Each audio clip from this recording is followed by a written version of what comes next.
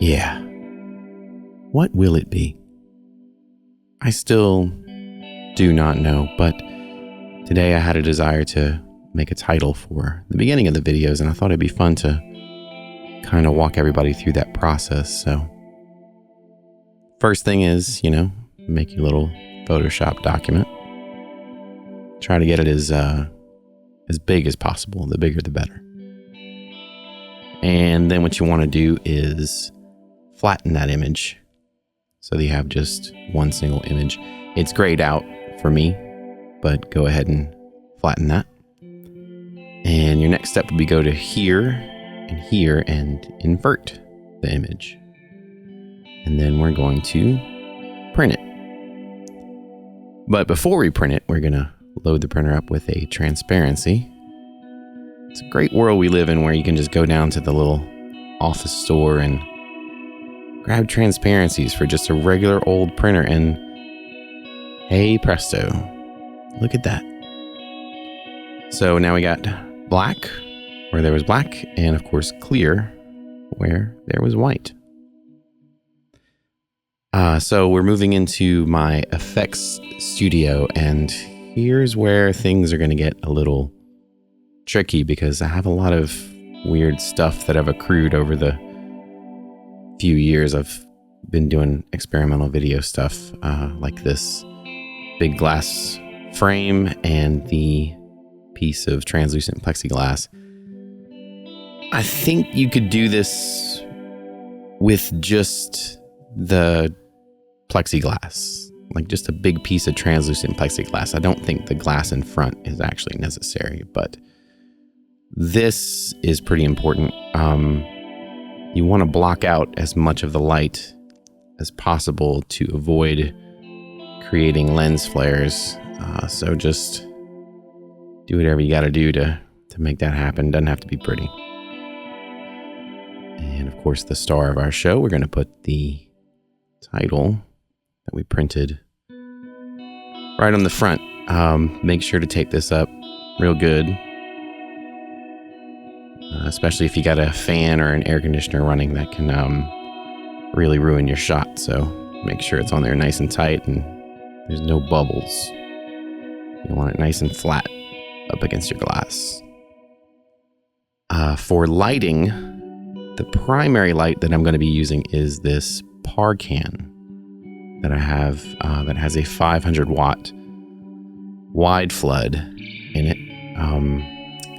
Pretty much just clamp that to a 2x6 and make sure the wire's not touching the can. Safety first.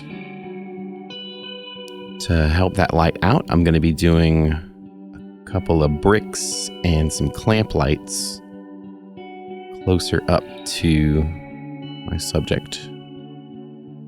It's just hardware store stuff, so it makes it so much fun.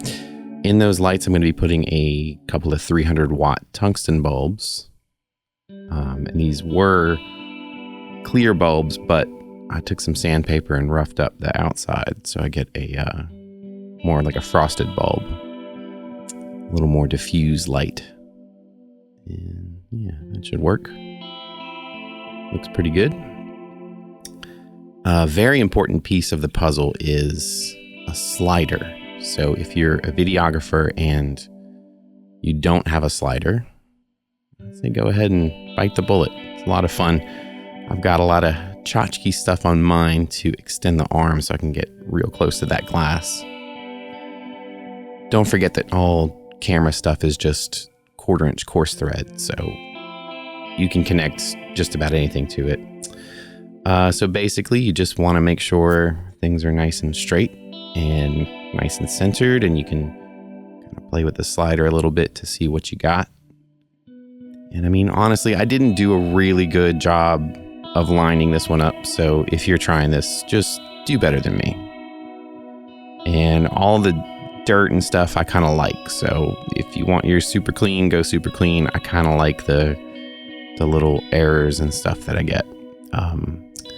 So once the slider is programmed up, this is pretty much what we get as far as raw footage goes.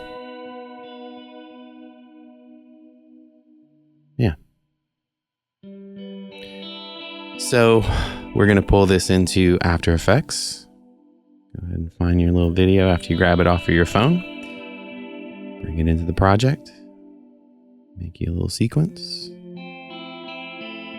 And at this point, if you're trying this, put on a movie, roll some podcasts, a couple records that you love, maybe some records you haven't listened to yet, because this is tedious. We're going to create a mask here to just get rid of everything that we don't want, but of course we have to animate that mask, and that is a process of just picking a point and moving the mask around, picking a point, moving the mask, pick a point, yada yada. And it's a lot of back and forth to make sure that while that mask is moving, you're not clipping your letters and you're not letting in anything that you don't want. So once it looks pretty decent, first thing we'll do is grab a Lumetri color, and we're going to get as much contrast as possible out of this. So we're going to crank the contrast. We're going to play with the whites and the blacks and the shadows, and just use the eyeball to get the whites as white as possible and the blacks as black as possible. And when that looks pretty good, we're going to grab a Luma key, leave it on key out darker, and just crank it up until all the black disappears. And we're left with just our light. I like to throw it on a black background to make sure that there isn't anything there that I don't want. And of course, there was those little white lines. We don't want that. So a little bit more tweaking of that mask animation, and just to get everything nice and tight. Very important to just take your time, be patient.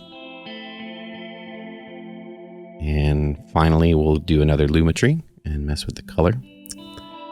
And once you've got the color how you want it, you're gonna, of course, turn off that black background and then bounce a lossless with alpha bounce. And you'll be left with just this. And I hope this inspires you to try and do something. Try this, or try and figure out a better way of doing it, because I'm sure there is one. But all in all, just keep making stuff. And consider throwing me a like, and if you do, subscribe. Maybe even click that bell. If you like the vids, there's more to come. And I'll see you then.